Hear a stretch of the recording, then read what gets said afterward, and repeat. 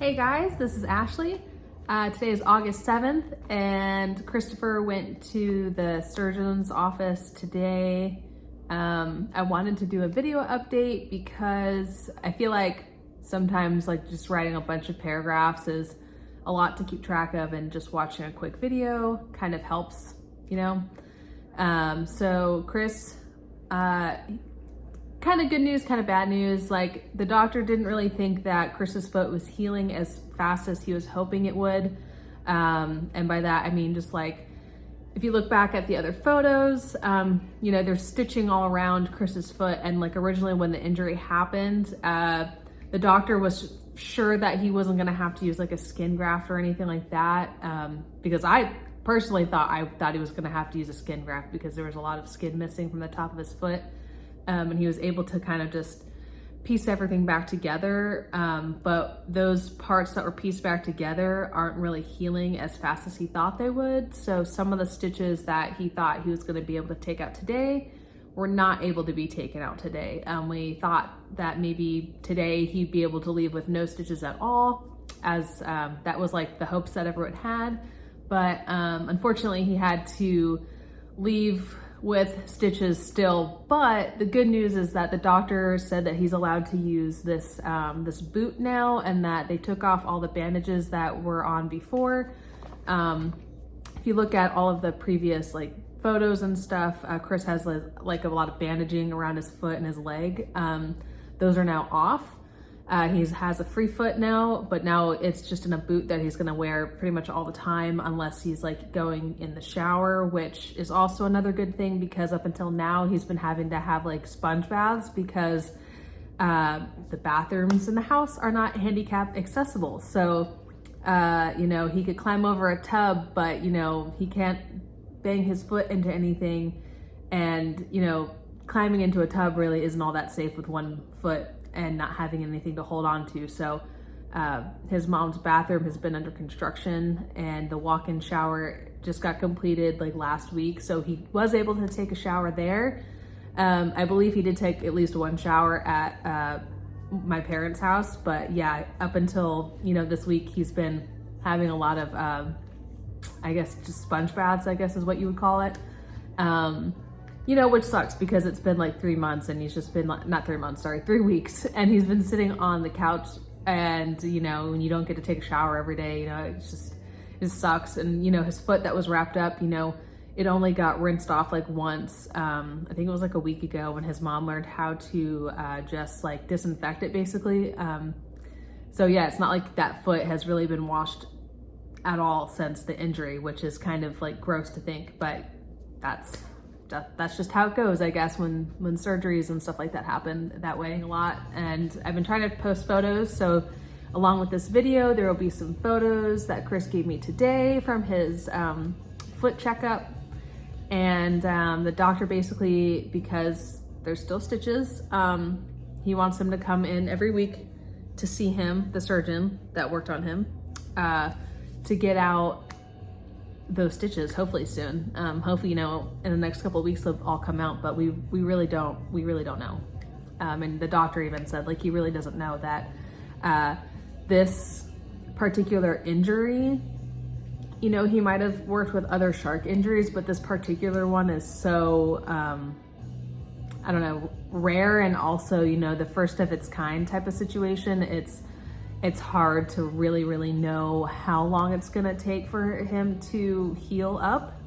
And I think that information is kind of what, it's not really the most wanted information, because you want to hear oh, I'm gonna have 3 weeks to heal, it's gonna be great, and then I'm gonna go to PT, and then I'm just gonna work on my leg. And that's not the case. We really don't know. Everything's kind of yeah, it'll be 6 to 8 months, but also don't take that for granted. It could be, longer than that actually.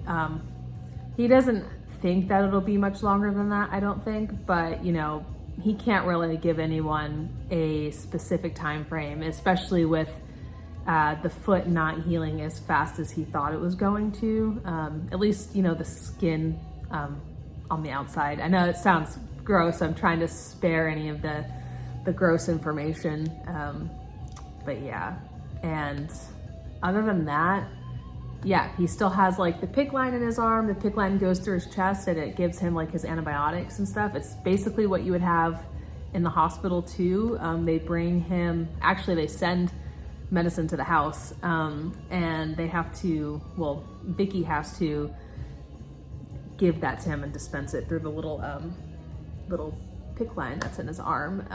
It kind of looks like an IV if you don't know what it is. And you know, I don't do well with like medical stuff, so I don't stick around to like look at the needles or anything. So other than that, you know, he is doing okay. You know, I think mentally it's a little hard. It's a little, you know, you start to get sad. And, you know, he does have a friend who somehow recently also was bit by a shark, and that friend has been reaching out to him, you know, just for support, which is nice. And it's nice that he has that. And it's nice that he also has a lot of friends that have been visiting him and like, you know, getting him snacks and hanging out with him because he can't go anywhere. We also think that for his schooling wise, he was supposed to finish UCF this next fall semester, but due to everything happening, you know, the doctor originally thought by the end of August he'd be able to go back to school and basically just kind of scoot around on his scooter and get assistance, but I don't think that's gonna happen. We don't think he's gonna be able to go back to school. He's gonna try to do at least 2 online classes so that he's not overwhelmed with work. So that does also suck, because I understand, you know, when you expected to be done with school and now it's gonna take longer, and it was already like pushed back to begin with. And, you know, so I think he's just trying to take it one day at a time. But I do know that I think he might be a little bummed out, you know, and he's bummed out that he can't go back to work either, and that he can't go surfing, and he can't really do anything physical. And you know, his first thought of, you know, as soon as he graduated UCF was that he would go into the military and get into the military, at least doing something. And, you know, now that he's hurt, there's no guarantee on when he'll even be able to do that. So not only is, you know, the original plan pushed back, now it's like, we don't even know what's going to happen in the next year to 2 years with his foot. Like if he'll be able to even join the military at that point. He might have to wait longer, which is fine, because he's only 21, and you know, I think the age for military is like 26 or something. But you know, when you're hoping things will work out, you know, it is a bit of a bummer. And I think the only other thing that I wanted to say was we do appreciate all of our fundraisers and events that we are doing right now that people have been joining and following and supporting. And just with all the supporters we've had, you know, it's been really nice, and is a little bit of a weight off of everyone else's shoulders to know that like people are trying to help us out. Because I obviously, you know, I can only help so much. My parents can only help so much. Our cousins can only help so much. You know, we have to like start reaching out to like other people to help, which, you know, it's always an awkward thing to do. And the response has been like really great. I was really worried that like no one would want to like follow Chris's story, but they have been. And, you know, I think he's really appreciative of all the people who have donated. And I think he's also a little bit surprised. I think he didn't think that, you know, he would have any help. And so it's, you know, it's nice to know that like people actually like genuinely like want to help out. And with that, I'm still doing a fundraiser event in September. It'll be September 9th, and it's gonna be at Iron Oak Post in downtown Melbourne. It's a bar and venue. It could fit at least like 300 people or so in there, and we're gonna do raffles. I've already been in contact with like 20 different local businesses, because I know and personally know a lot of like business owners. So a lot of people are donating to that, and I'm trying to find at least like 15 more business sponsors for the raffle, just to make like a really good, fun raffle for everyone and to hit the demographics correctly, because it's also Steve Keller's 50th birthday party. Steve came to me and asked if he could help me with my event and find a venue.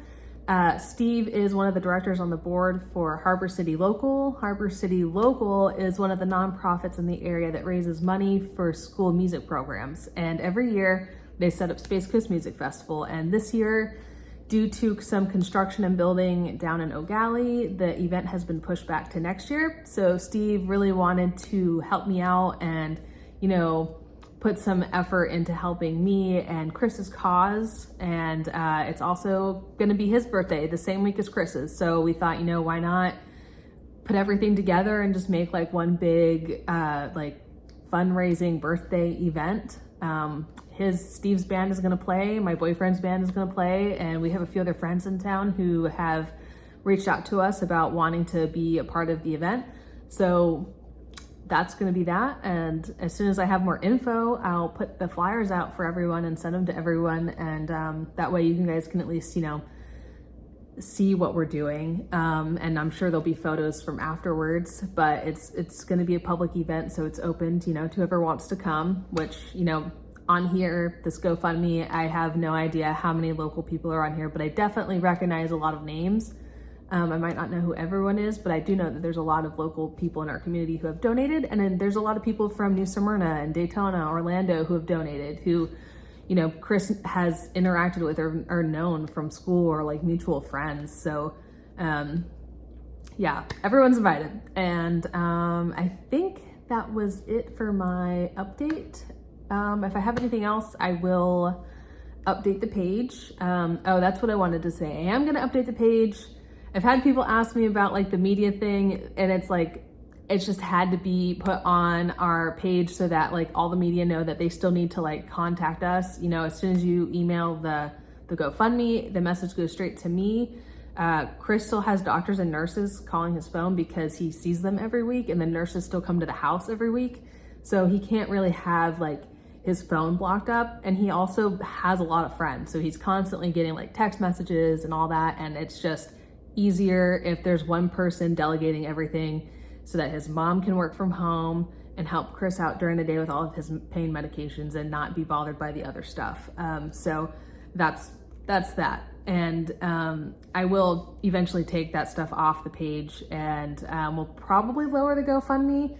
We're talking about it because we were looking at the insurance stuff, and it's really not like, the issue is that like we were trying to find the doctor and his practice, I should say surgeon and his practice on the insurance. And it's like, some of those insurances will show you what doctors are covered and what are not. And as far as a out of network situation, I did not see any coverage at all for an out of network situation. So that's a large issue. And the other issue is that the out of pocket costs are like almost $20,000 before any of the insurance coverage will kick in for like other things. So we know definitely that we have to raise, or at least try to fundraise $20,000.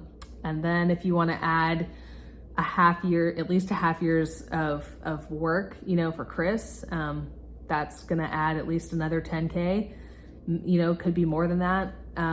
Depending on the physical therapy stuff and the other extra doctor's visits that he's doing now. So it's a bit of a lot of money. Yeah. So, I am planning on lowering it. I just don't want to like keep changing it. I feel weird changing it. We changed it the first time because, like a reporter was telling me that like, if you meet your goal on GoFundMe and then you raise more money over that goal, that you don't see that money. And that also it was like the taxes were like huge. And so we got kind of concerned. So we just went ahead and like doubled it. But honestly, like, I really don't know. I have a friend who recently told me that like he broke his leg. I think he was surfing or something too. And I think it happened last year, and the calf bone it was basically like broken in half, and he had to get like a bar put in his leg, and that costed over $100,000. So I thought in how much the cost would be when I made the fundraiser was that, yeah, it would probably be like 100K. And when I looked at tendon repair and artery repairs online, you know, I kind of just looked at the largest costs and added those together, and that came out to like 40K. So yeah, I'm honestly kind of thinking that it's still going to be probably 30 to 40K in expenses. So we're gonna try to raise as much money as possible so that Chris and his mom don't have to have that much debt on top of, all of the other things in life, But yeah, if you have any questions or anything else, you can message me through the GoFundMe and I will email back as soon as possible. Thanks.